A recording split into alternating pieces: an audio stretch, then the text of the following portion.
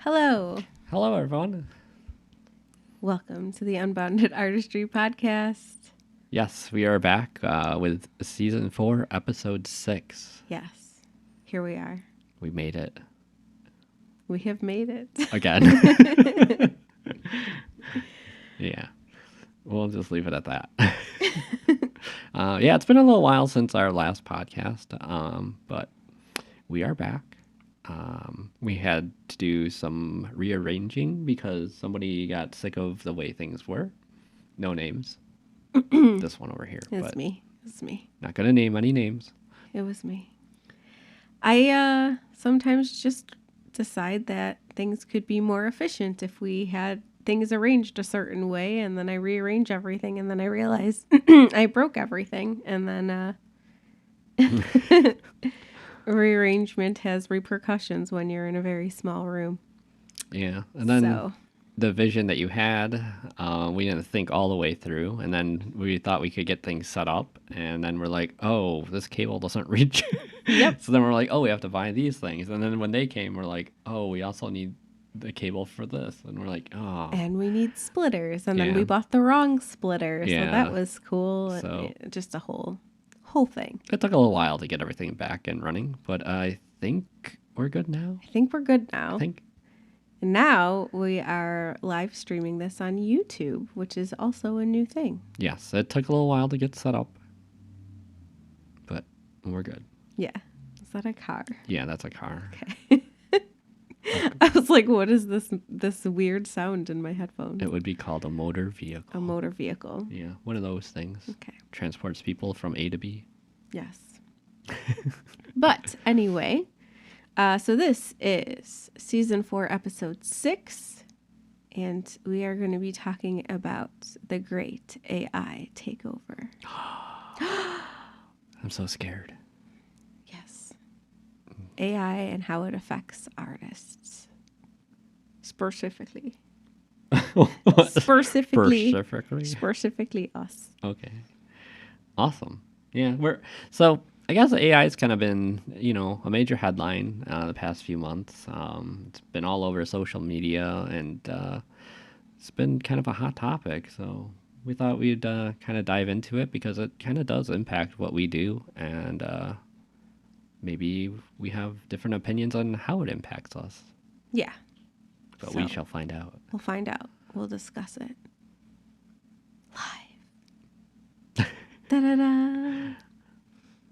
All right. Well, you start.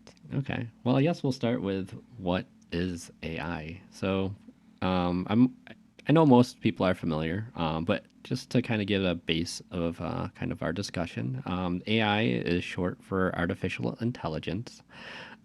It's defined as a theory, and it's the development of computer systems to be able to perform tasks that normally require human intelligence. This is things such as being able to perceive things visually, as well as recognize speech and decision making, and also translating between languages. So those are some pretty intense things to try to get a computer to do, and it's actually something that's happening right now. It's pretty interesting. It is very interesting. It's kind of cool, too, because this does relate to one of the topics we already covered about, like, sentience and sentient beings and whatever. Yeah, there was the whole incident at Google where one of the employees sent out like a mass company-wide email saying like their AI was sentient. I do remember that. And then Google's like, no, it's not. But internally probably is. It probably is. Who knows? I'm so curious. Like, I wish there was a little bit more detail on that. I mean, Google's not going to let anything else out. Well, I know, but it would just be interesting to know, like, what led him to believe. I think that's just the way it was corresponding. It just seemed like it was kind of aware of, I guess, its surroundings. So weird. It was like, hey.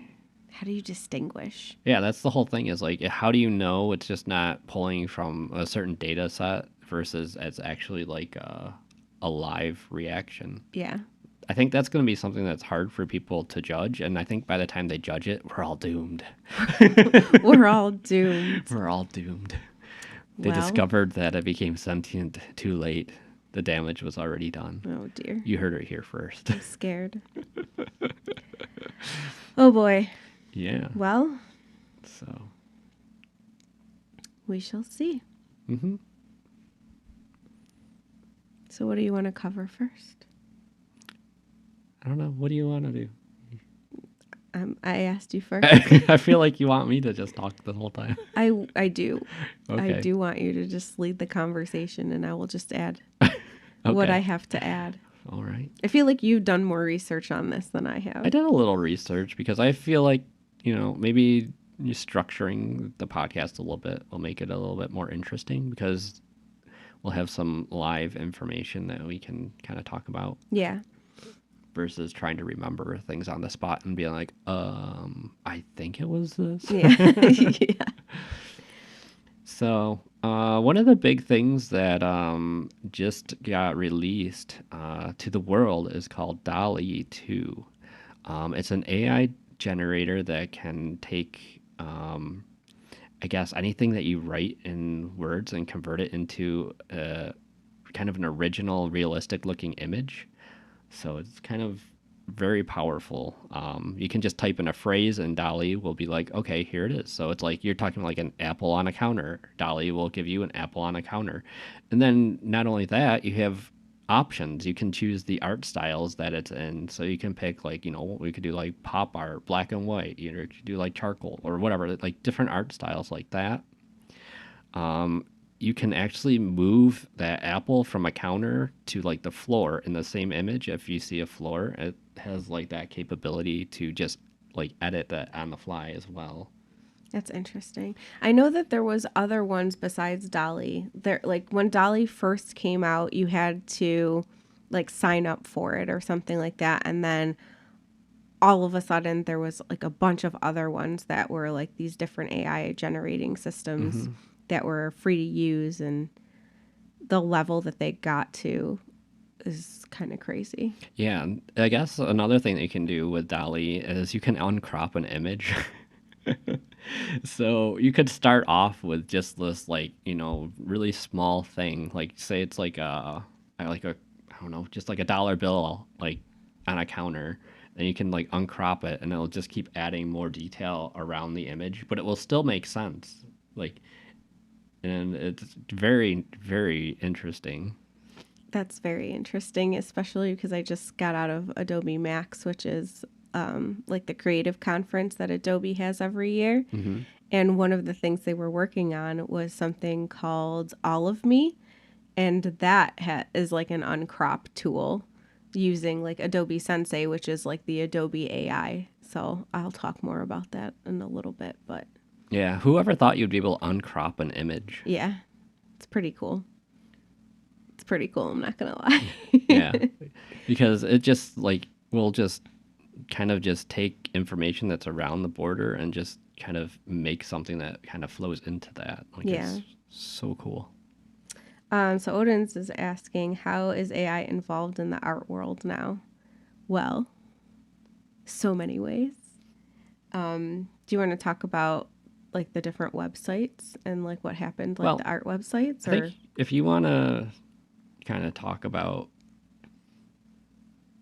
how it's integrated into the Adobe stuff, Sure. we can do that first. Okay, so like I was saying, I just got out of Adobe Max, so that's a creative conference Adobe has every year, and basically it's like for workshops to get updates on the software, like the new things that they're doing in the software that people use. So I mean, it's all of their like creative cloud software. So everybody's heard of Photoshop. So updates to Photoshop and Illustrator and animation tools and UI tools and print design tools, all of those things. So all of those updates that they've done. They have something called Adobe Sensei, which has been around for a few years now. And it's basically Adobe's AI. So they use it to kind of make some of the things that you used to have to kind of do manually as a designer and as an artist or a photographer. a lot easier and make the programs a lot smarter. And it's come a long way. It's definitely come a long way. Like the last couple of years, like the things that they've been able to do to make our lives easier has been kind of awesome. So in that respect, I feel like the way that they're using the AI to help people kind of get through the tedious parts of the job, like designers and photographers and things like that, has been really, really helpful. It does get a little tricky when the AI kind of goes a little too far.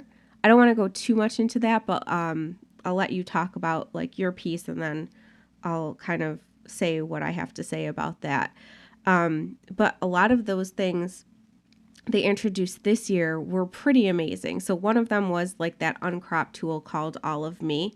It's not like live for everyone to use yet, but they do this thing called Adobe Sneaks where they give you like a little sneak peek of like the new things that they're working on, and things that they're still working, that are still in development, that they're hoping to release soon. And they basically will take feedback from the audience and see like what people are really interested in or excited about, and then that's what they'll work on, like putting their time into to develop and try to release first. So this was an uncrop tool. So they basically did a little demo where there was a girl in a picture, but her it was like a cropped image. They wanted to have like a better image for like an event or a flyer. And using this tool, they were able to, like you were saying, uncrop the image, and it fills in the details around, and it was so well done. Some of those things you kind of have to take with a grain of salt though, because they might use like the perfect image for it, but then when you go to try to use it for something else, it doesn't quite work and it still looks kind of janky and you still got to make some updates. I don't know because I haven't had to test this software myself yet, but the example that they showed was amazing. It was able to fill in the area around her. They were able to fill in like her legs were missing. They were able to put her legs and her Yeah, shoes that and was her crazy. feet. They were able to also make changes to what she was wearing. They had like a lookbook thing. So like they were able to make her dress longer. They were able to change the colors of the dress. She had a purse. They were able to remove the purse. They were able to just completely give her different outfits, and it's all done with like masking. So that's stuff that's basically currently possible in Photoshop currently, but it would be so time consuming because you would have to mask out the face, the skin, like the hands that were showing, and then you would have to basically do like a photo comp, like a I don't know what to, like kind of like a collage type of a thing where you're basically blending a bunch of different photos, and this kind of just does it for you with this AI technology, which was completely amazing because like for depending on what you're trying to do with your art or with your design, that can be so helpful. Like that could cut like the time in half so that you're not worried about how long it's going to take you to edit all of these things to get what you're trying to put across, and then it leaves more room for creativity. And they did talk about that during the conference. They were talking about specifically AI a lot actually during the conference, and saying like they want to use AI in the best way for artists. They were also talking about I forget exactly what it was called, but like integrating like some kind of like metadata into anything that artists create in the Adobe programs, so that now you could be able to tell, was this created by a computer or was this created by a person, which I think is pretty cool. So that you don't lose like that authenticity of like this was actually made by a person. It wasn't just some kind of generated thing. What else? They just had a lot of different ones. They had the other one was Blink. So this was this was pretty interesting, an interesting way to use the AI. So it was basically for videos where you can, you know, like sometimes you'll watch a video and you're like, oh, there was this one part I want to go back to. I don't remember where exactly it was. And you'll try to like scrub through the timeline of the video if you're watching it on YouTube or something like that.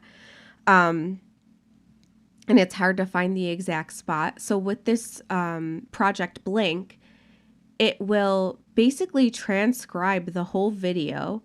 And if you type in a word, or you type in, oh, they showed a backpack during this part of the video, or these were the speakers during the video, it will show you a list of whoever was speaking during the video. It will show you all of the transcripts, and if you type in a word, it will jump to all of those spots in the video where the word was mentioned, and you can just jump right to that, which can be really helpful if you're doing like video editing and stuff like that. I was like, wow, that's kind of bomb, and I want to use it right now. Especially if you have like a really long timeline going, like if you're editing like something that's like, 45 minutes, an hour long, and you just need to update one certain area and you're like, where is it? Like, that way you can just be like, hey, I need to find this. And it's like, oh, here it is. Instead of trying to scrub through and figure out where it is, like, oh man, it saves so much time. It's pretty awesome. So that's really exciting, because some of these things that they're doing with the AI is just really making like the workflow for people a lot easier and a lot smoother. And there's just like a lot of really cool things that that you can do with these things.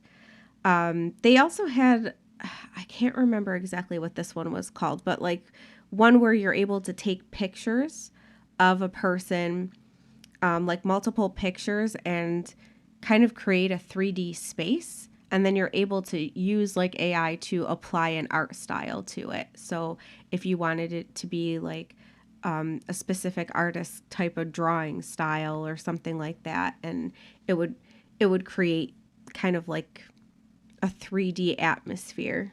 Is that the one where they had the guy dancing, or is that the different one? That's a different one. Oh, okay. So that was another one where they had, you could kind of put in like a video of somebody dancing, and then you could have a photograph of like yourself, and it will basically make the photograph dance that dance, which is crazy. It still looked a little janky. A little.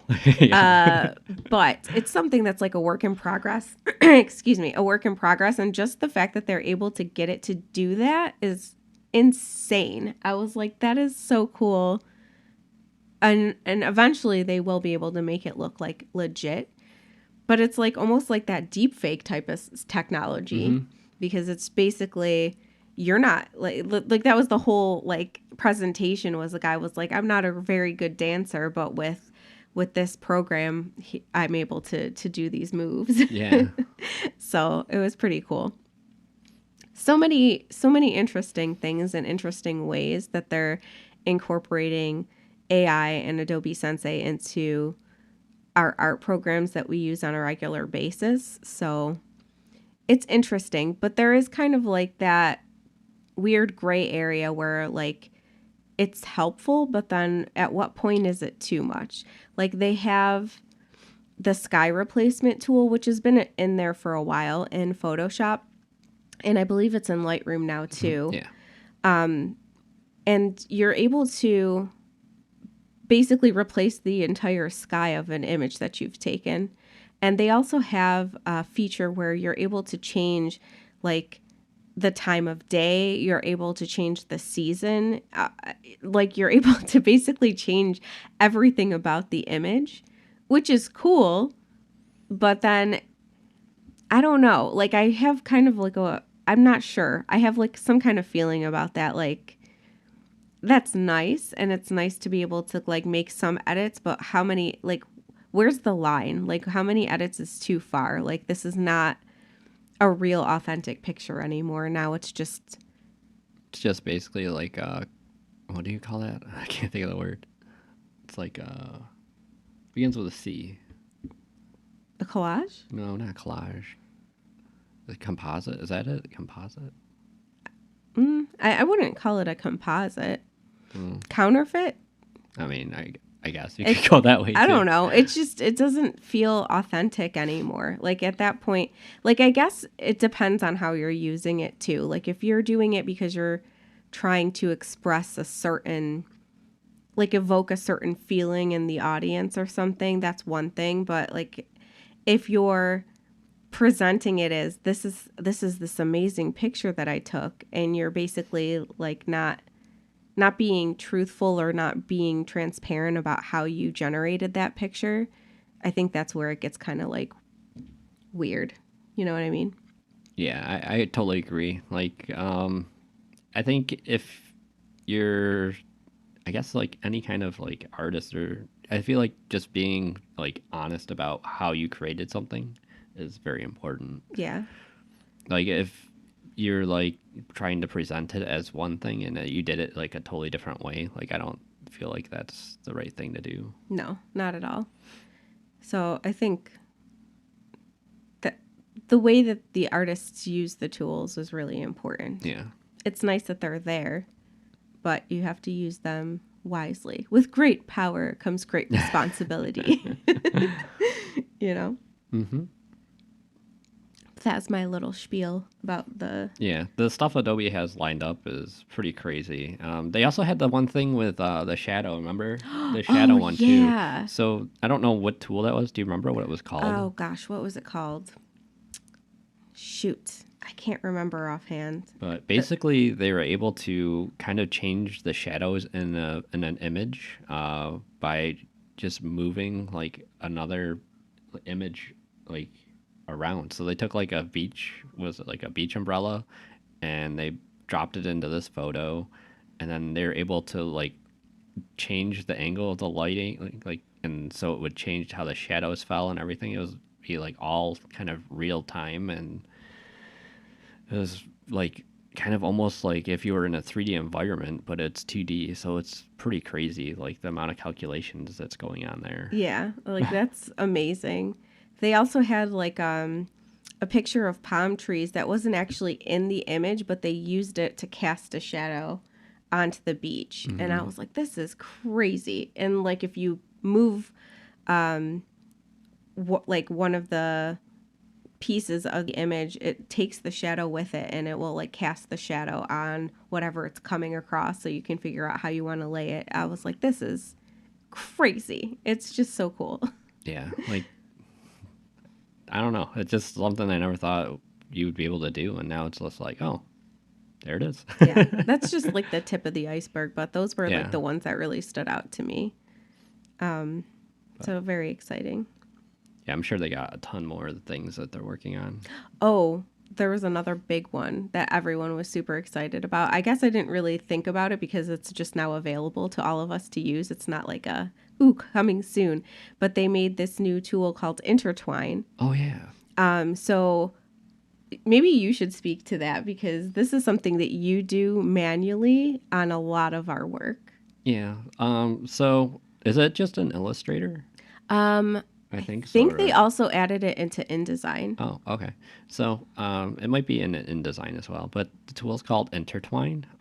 So what you can do, this is like pretty cool.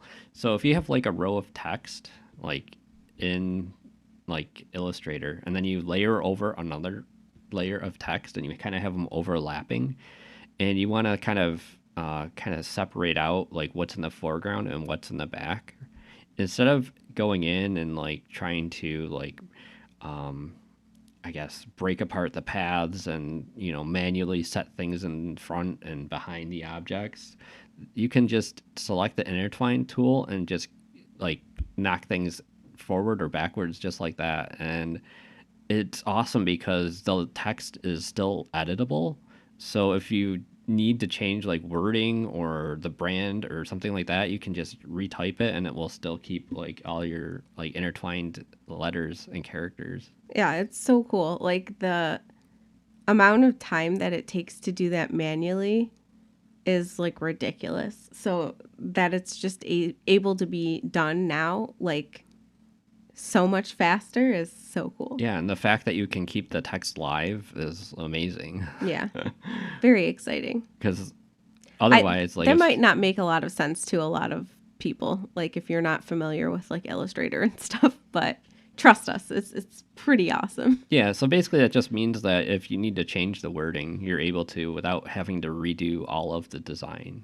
Because previously, before this tool, if for some reason the brand was like, oh, actually we had to change this name to this, so you would have to go back and redo all of that work manually. Yeah, because you're basically having to cut everything apart, and Yeah. you don't have to do that with this tool, which is so nice. That's gonna be awesome. I can't wait to try that one out. I I haven't know. had a chance to jump in Illustrator yet, really. Yeah, so many cool things. But yeah, I'm gonna stop gushing about Adobe. I was a Adobe Creative Cloud for Halloween this year. I'm an Adobe fangirl. So funny. Okay, we'll get back on track. I'll stop gushing. You're fine. It's a podcast. We can do whatever we want. Yeah. So I guess we'll also touch on this. Back in September. Okay, we're jumping back a few months, but we're always late to things. But that's okay. There was an artist that submitted a piece of work into a state fair art competition. Okay. The category was called Digital Arts and Digitally Manipulated Photography. So, if you heard that, what would that mean to you? So currently, there's like a whole mess of photographers out there and people that work primarily in Photoshop, and what they do is composites. So they do it very well. Like I remember doing it in school and I sucked at it. It is a skill. So basically they're able to kind of create this like almost like a dream sequence or whatever they're trying to portray, and it's almost like making a digital painting, using photography and taking different bits of the photography and blending it together and making it like an entirely new scene. And they're incredible pieces of work, and they take a lot of time and a lot of energy. So yeah. So this made me feel some kind of way when I heard about this. I'll just say I was a little upset and perturbed. But go ahead, continue with your story. But that's what it is. All right. So, yeah. So when I heard this category, what comes to me is the fact that obviously it would be something that somebody created. Like somebody went in and spent the time to pull all the different pieces that they needed to create their vision. But so this artist actually went and used an AI art generator called Midjourney. Like DALL-E, it can take text prompts and create a visual scene based off of the words that were entered. So his piece was AI generated, and it won. Yeah. That's so frustrating to me because the peers that were probably in this group that submitted probably worked really, really hard and long on what they put through. And this person just went in and typed a bunch of text and was like, here you go, I'm an artist. And to me, that like makes me so upset because that just devalues, to me, it devalues being an artist. Yeah. In my opinion, I think that I like AI is so new that this art competition didn't really expect somebody to submit an AI generated piece of art for sure. Yeah. But I think this opened the eyes for future competitions because this was a huge headline and it caused a lot of controversy and hot takes all across the internet. So I feel like any, photo competition or digital art competition is going to be a lot more clear on their guidelines for entry. I do feel like that this piece probably should not have won. It shouldn't have even been entered, or it should have been a totally separate category. It should not have been in this category. Yeah, like I was saying, I think going forward there will probably be art competitions that do have an AI generated category. Like I could definitely see that happening, and that would solve a lot of the issues that this caused, is keeping art that was made by people kind of separated out from art that was created by AI. Mm-hmm. The other interesting thing is that he's keeping the phrase that he used kind of secret, and I think last I heard that he was actually going to try to auction it off or I something heard like that that. he was gonna like sell it or Yeah, he was something. trying to like sell the phrase that he used to generate that piece of art to somebody else, That's so weird. which I guess kind of devalues itself by itself. You know what I mean? Like, is if somebody just comes along that phrase and was like, "Oh, I remember seeing that somewhere," then they can be like, "Oh, this is the phrase," and then all of a sudden everyone has access to that phrase, and then that piece of art is just kind of just I wonder common now. if you put in, I don't know how this works, but if you put in like the exact same prompt, do you get the exact same outcome? I believe you would, because that's how this was created, and he's keeping it a secret. So I'm assuming that it's something that can be replicated over and over. Interesting. I do think that in the future, that probably won't be the case, because I think things are going to be constantly added to these tools, like Yeah, source images, because I that will think they were kind gonna. of fuel it to evolve and look different. Yeah, because I think they were gonna have the ability for you to like upload your own images, and I don't know if that goes into like a big general database or how that's gonna work. Yeah. But yeah, that's crazy. Yeah. So, Do you want to talk about about what? the bands? Yeah. So, I guess kind of on that topic, there are some actual like platforms that are starting to ban AI generated content.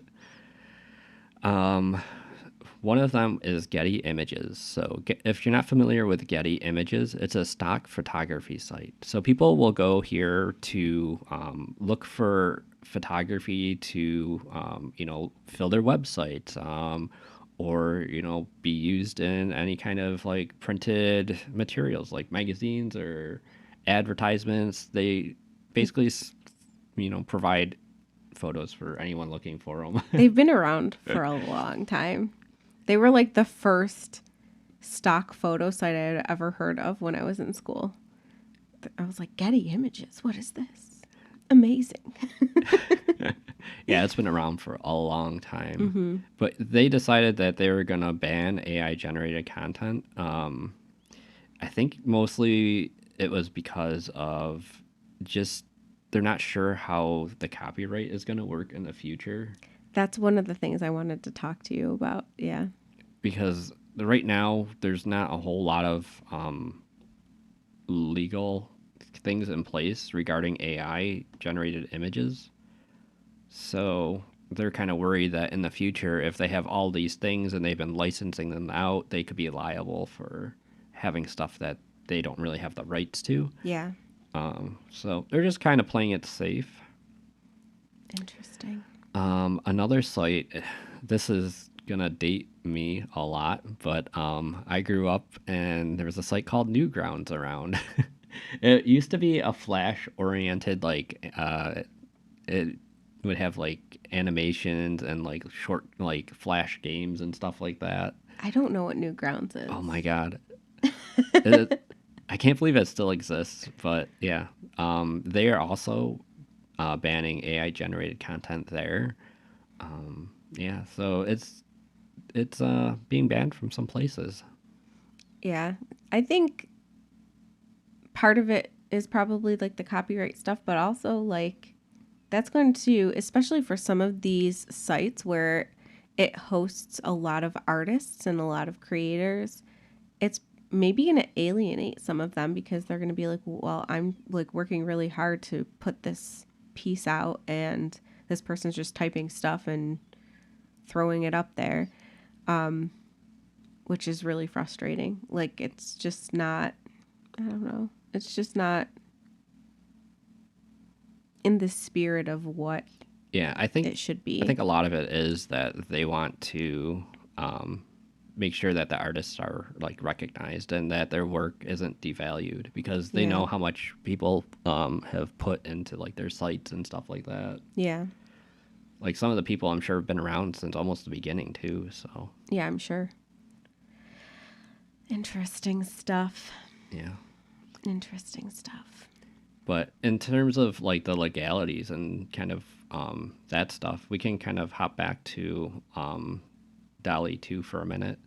So I found some interesting things in their content policy when I was looking through it. This was back in September, so I don't know if things have been updated since then.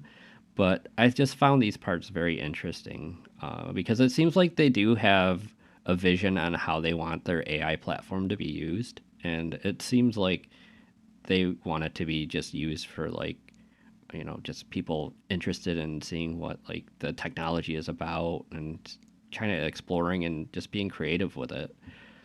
So one thing that they put in their policy is that they want you to kind of just disclose that you've used AI to create the image. Like, I think that just being open about it is going to solve like a lot of issues that people have with seeing a lot of AI art popping up. Mm-hmm.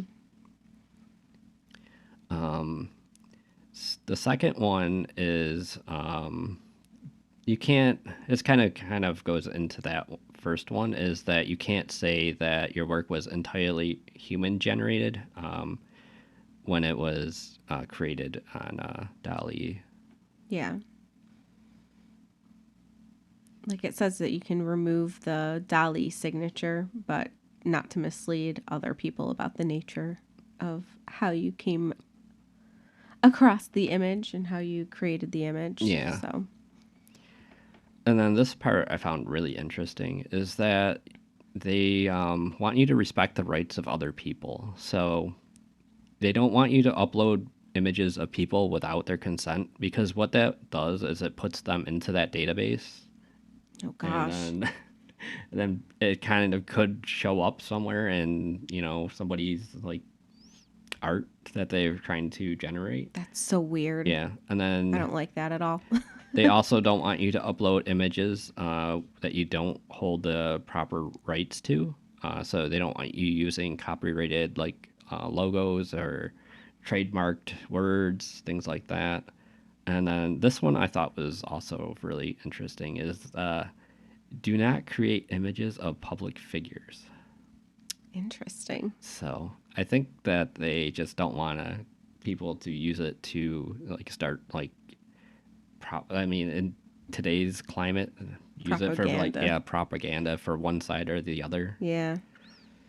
Interesting. But the whole thing is I mean, people are going to use it how they want to use it, but at least their policy kind of lays it out where they want to kind of keep it kind of like just like a tool for people to kind of enjoy. Yeah.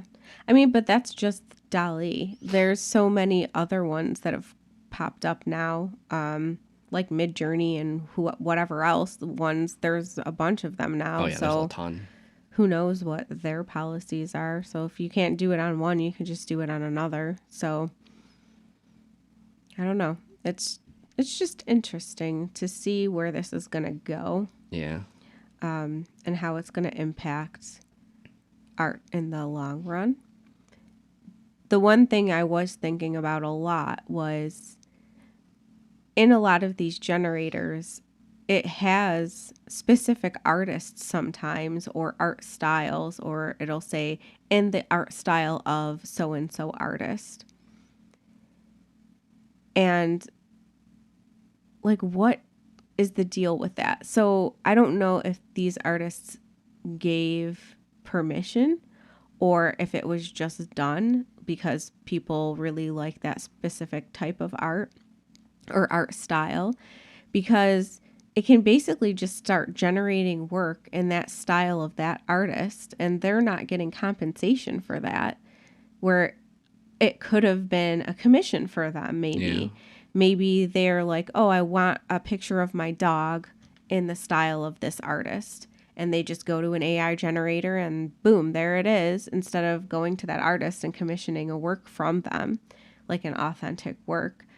And right now, especially like being a musician and being a streamer, I'm very aware of like DMCA and how DMCA impacts people now as far as music goes, where you can't, be using music that's not licensed, and you have to have the right licenses. And there's two different types of licenses. If you're going to do a video, you need to have the sync license and the other license or whatever. I can't remember the name of it right now, but how is that going to translate to art? Like, are we going to get the same type of protections? Like, maybe they really like Brandon's art style, and then they're like, create this piece of art in the style of Brandon. And then instead of you asking Brandon to make a piece of art for you, you already have one that is in his style. And what's our protection? Like, if people are doing that, because even now, with music, they might not be using, like, you've seen so many lawsuits where it's like they haven't used the exact song or the exact like sound, but it sounds close enough that they can litigate it in court. So what's going to be the repercussions of that for artists? You know what I mean? I think that it's kind of a thing that's not defined yet.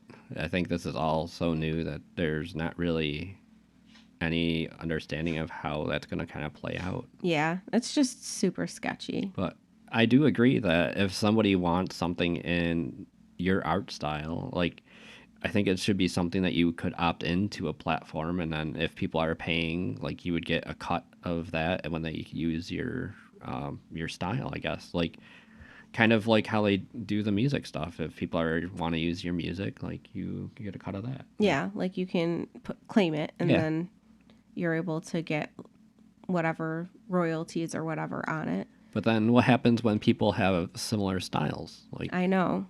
That's the thing. I don't know. Because everyone kind of feeds off each other. Like, there's no one thing that is so unique that it won't ever like be done again. Like, this reminds me of something I read recently. Oh gosh, now I wish I would have like remembered the details of it. But there was recently something that happened with I think it was Andy Warhol, one of his art pieces, and he had done one of like those pop art, like how he has like the pop art images, and it's like the same image over and over again, and it has like the different colors and whatever. So he had made a piece that was of Prince, and then there was, I don't know why, I can't remember the details of this article, but the photographer who had originally taken the photo of Prince that he used in this piece of art was like, I have the copyright to that image, so this shouldn't count or something. I think maybe the painting was being sold or something. Oh. And then they were saying something about the copyright of the piece of art because he basically had taken the photograph. And the photographer is like, well, technically I should have like the copyright. Oh, geez. So I don't know what the whole deal with that is, but like, that's the other thing is a lot of times art does borrow from other sources. So I don't know how convoluted this is going to get. I feel like it's going to be weird for a while. I'm sure it definitely will be. I think it's going to be weird from here on out, to be honest. I feel like it's only going to get more weird as it becomes more accessible to people, too. Odin said, oh, you're an artist? So is my 5-year-old Bobby. He won several awards for his art on DALL-E. That's the thing is, like, I feel like it's a tricky place to be right now as an artist. Like, I don't know. I think overall artists are devalued in our society right now. I think it's just because everything's so accessible now that it's just can't be valued because there's so many people doing it, whether at a professional level or just as a hobby, or even people just do it occasionally. Like, it's just if you go to like websites like DeviantArt, like you're just bombarded with like millions of people uploading stuff like every second. Like it's just everywhere. Yeah. But I don't know. Even like so at work, there's a lot of people that use Canva, and it drives me crazy because we are designers.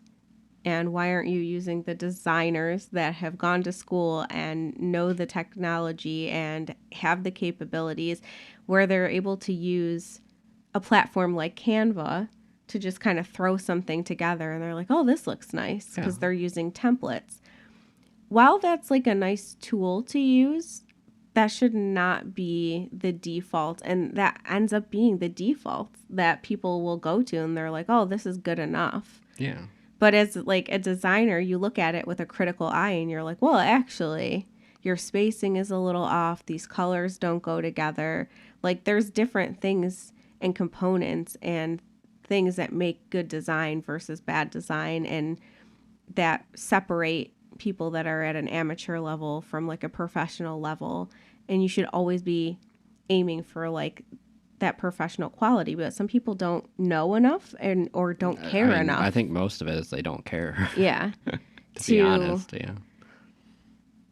To like distinguish that, and like that, like while I'm like happy, like it's a great tool, like we've used it for a couple of things where we just need to throw something quick together, but like it's not something that I would use like on a regular basis. And you go in and you edit it and you tweak it and you make it your own style. But some people don't do it well because they don't know how to, and it's just really frustrating. And like even like just I don't know, like you said, like the saturation is so much that people don't value the people that do have the skills and do have the expertise.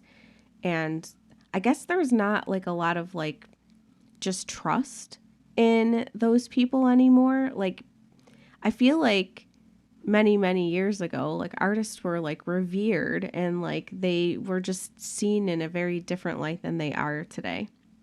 You know? Yeah, definitely agree with that. But I think it all comes down to the amount of availability of it now versus back then. I suppose.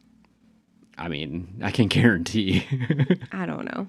I just feel like you can tell the difference in quality. Well, at least I can. Maybe it's just because I know. I think it's because some of the people in your scenario are kind of don't have that design background, so they don't know what they're looking for or what is supposed to be good versus not good. Yeah. Like, or even like we've come across this ourselves, like when people are like, oh, like I would like you to design this for me, and they have no concept of how long it's going to take or how much it's going to cost. And then they're like, oh, whoa, why does it cost so much? Yeah. Or even just like friends and family were like, oh, you're a designer, you're an artist, you can just make this for me, right? No. And I'm like, I could, but like I charge for this usually. This is like my job. Yeah. And like you wouldn't just ask, you know, if you had a family member that's like a doctor, like, oh, can you just perform this surgery? You can do it for me, right? Like, no, that's not how this works. Like, I don't know why we're just seen so differently as a profession. So the AI stuff is just kind of another, I don't know. It's just like another thing that we have to battle against to kind of keep our relevance, I guess. I don't know. But I don't know. I think it's kind of a mixed bag when it comes to my overall feeling for like the AI stuff. I think mostly I'm interested in seeing like the technology like evolve and like where it can go. In terms of like the Adobe stuff, I think a lot of the things they're implementing are going to save a lot of time and things that are usually very tedious. Like especially like where you can just kind of just swap like what somebody's like wearing or their attire just like that without having to mask everything out and source a different outfit or whatever. Like, not that we do that stuff, but it's A lot just of people like, do. yeah, a lot of people do, and it's just tedious stuff that would free up more time for the actual like creativity and the vision of the overall piece and whatever. Yeah. I mean, I think that's the thing for me. Like in a way, like I don't like the direction some of the AI stuff is, because I do feel like it in a way does devalue what artists do. But on the other hand, it really does depend on, I don't think it's a threat to artists. I just think that the perception of the general population might be altered.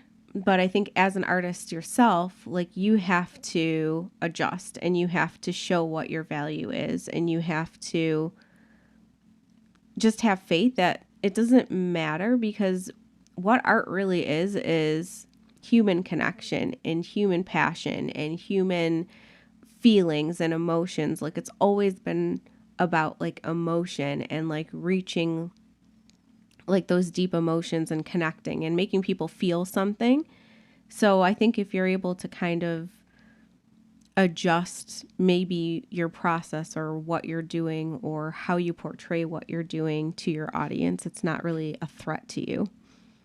But you just have to grow with the changes. Yeah, I feel like it's something that we can definitely kind of use, like kind of as a tool. But I honestly, in my opinion, I'm not too threatened by it. I just don't feel like it. Like it's cool what it can do right now, but I just feel like a lot of it all looks kind of samey. Yeah, it does. It really does. We Um, did like I don't remember which one we were playing around with, but we did try one. yeah, And I was like, "Oh, this is cool." It's like, yeah. I mean, for what nah, it is, it can it's do some cool. cool things. Yeah. But I mean, I don't know. I just don't feel too threatened by it. No. I think it's just another tool that artists can use to create their visions. Yeah. Like I don't feel threatened by it. I just think it's just another like like I was saying earlier, like I already feel like in general our work is devalued in society, and like I just feel like this is just another thing to add to the mix of people like, well, why do I need to hire a designer for that? I can just go to DALL-E and just enter a few words. Yeah, like why do I need to hire an artist for that? Like just people don't appreciate it as much, I guess. I don't know. Some people still do, but who knows what that means for future generations, you know? I don't know. Interesting. We'll see where it goes. Well, Luckily, we're not just artists. We do everything. So. Yeah, we're just We're very diversified. we're mediocre at everything we do. Yeah. Mediocre, but very well versed in many different areas of creativity. No, I think we're pretty good in some of the things that we do. I don't know. I think so. Jack of all trades. Yeah. Master of none. That's funny. But I guess we'll just kind of talk about this one last thing. It's called The Last Selfie. Oh. This one also is kind of a few months old. But if you want some nightmare fuel, I would recommend Googling The Last Selfie. And it's like a series of AI generated images of what it envisions like a person's like last selfie would look like. And it's absolutely terrifying. Yeah, it's pretty creepy. But it's also pretty accurate. So I'm like, oh, I think it's sentient already. There we go. It already knows. It already knows how it's going to end. But I don't know. Something about it is just very like interesting, but also like you feel like that it's probably correct. So you're like, yeah, this is probably what it would look like. It's very like apocalyptic looking, like the environments and stuff, and it's just like, wow, it's probably spot on. Yeah. Like that's gonna be the last selfie. Very unsettling images. Yeah. Very unsettling. It's pretty crazy. What do you think this means for the future of art classes in school? Odins asks. I hope that it's maybe something that they talk about and touch on, but that they still teach the essentials. Like when I was in school, even though I was there to be a graphic designer, I didn't really do a lot of graphic design until later on. We all started, and I don't know if this was the same for you, Brandon, but like we all started with basic, like, we're going to sit here and do still lifes. We're going to do drawings. We're going to do figure drawing. We're going to do painting. We're going to do, it was like traditional art. And like you learn like the basics, like this is how you create a figure. This is how you create space. This is how you create great compositions. This is how you use color. Like those are the things that is the groundwork for everything else that you do. And then when we get to graphic design, you take those and you kind of build on it, and you learn how to do it digitally. Like how do you like we took a typography class, like specifically just type, just text. How do you do your kerning? How do you do your leading? How do you do your spacing? How do you use your white space? Like there's so many different things that the average person does not think about. And I don't feel like AI is going to just give people those tools. Like, I don't know. Maybe it'll get to a point where you can just do that, but I don't think so.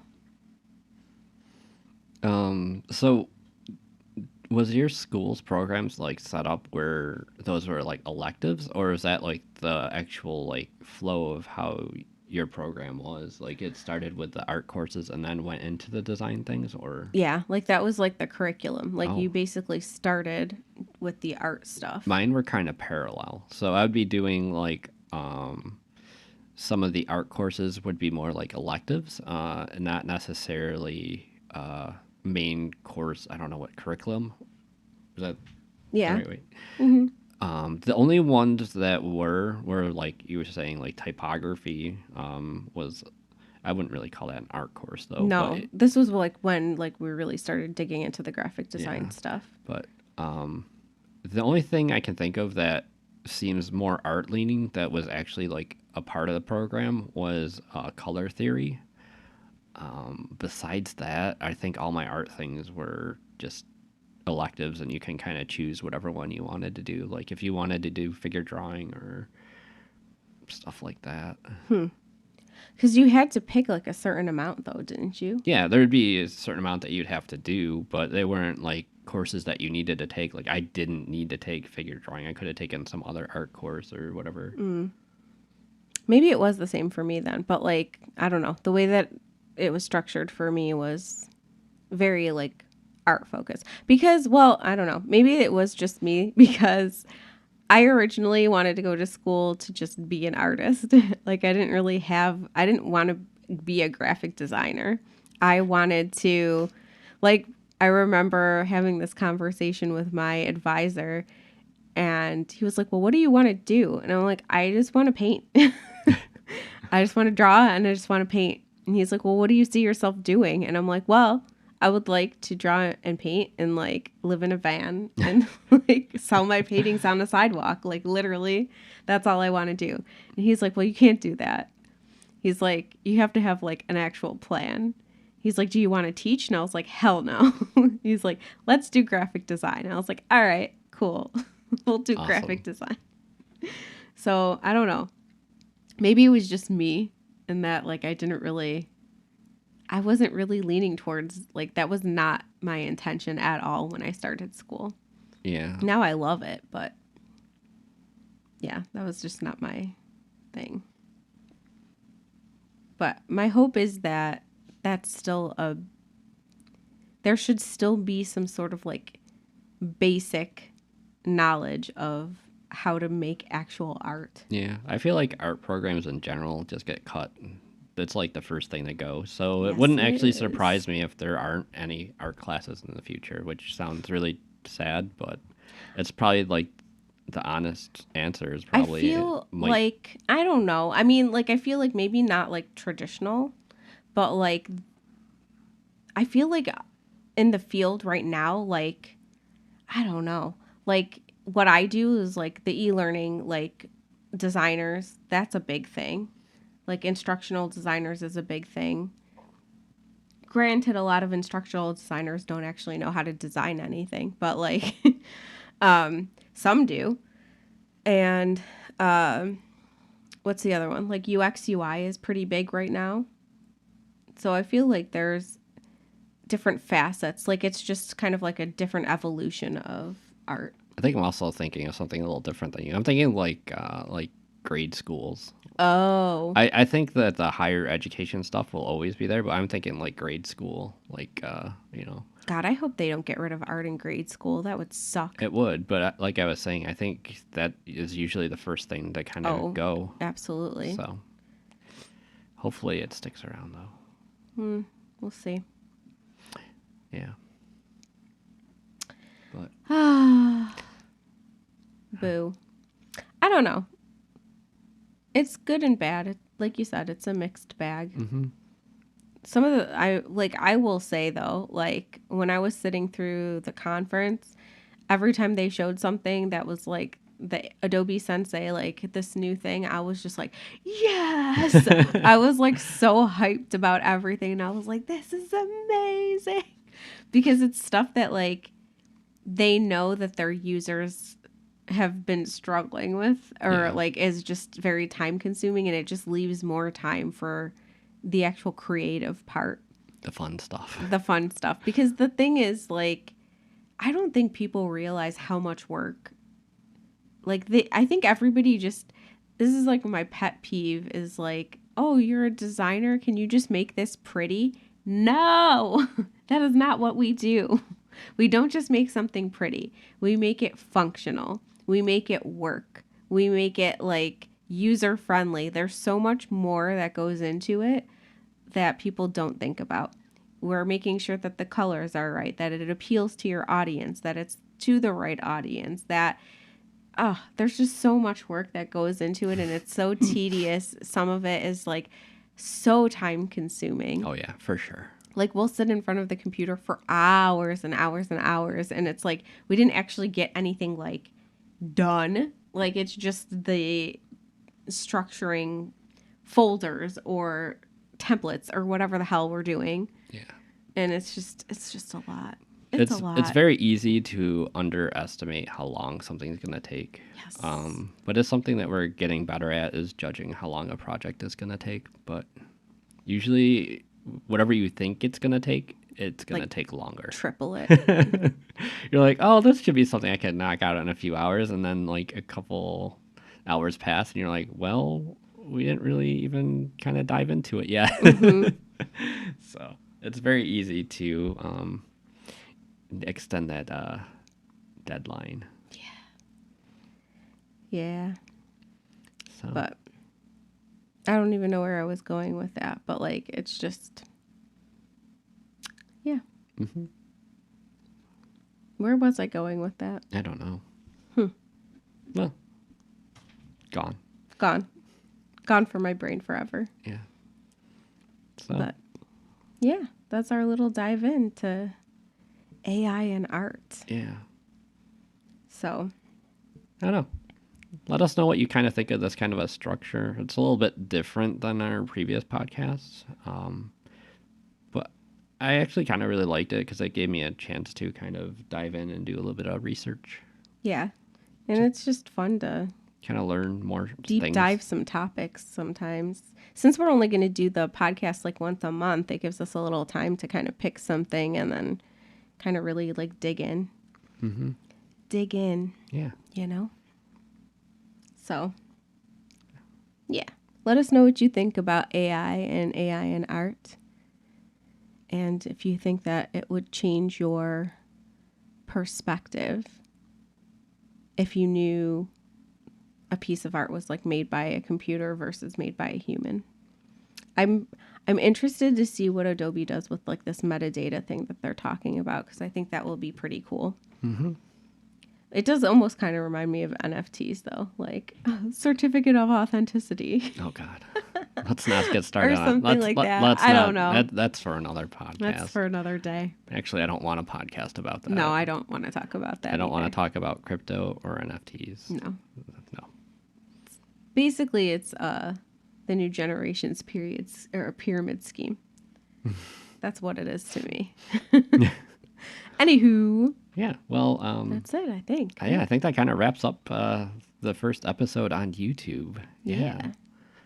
Hopefully you enjoyed it. It took us a long time to figure out how to set this up. We had to like reset everything up again for YouTube, which we didn't realize we were going to have to do. Yeah. Otherwise we would have done it sooner. And we were like, oh, we're ready. And I was like, wait, this doesn't work. Oh, wait, this doesn't work either. Yeah, I'm like, are we live yet? Oh, no. Oh. I was like, how about now? Are we live now? No. It should. Okay. Theoretically. All right, 3, 2, 1. Are we live? No. Oh. Theoretically, it should be easier the next time around. So. Yeah, it should definitely be. Hopefully. So. We'll hope. Awesome. Well, guess that kind of wraps up the episode, huh? Yeah. So, that's it. Thank you all for listening. If you are watching the podcast on YouTube, you can always listen to it on Apple Podcasts, Google Podcasts, Stitcher, and Spotify. Yes. And until next time, may your artistry always be unbounded. Bye. Bye.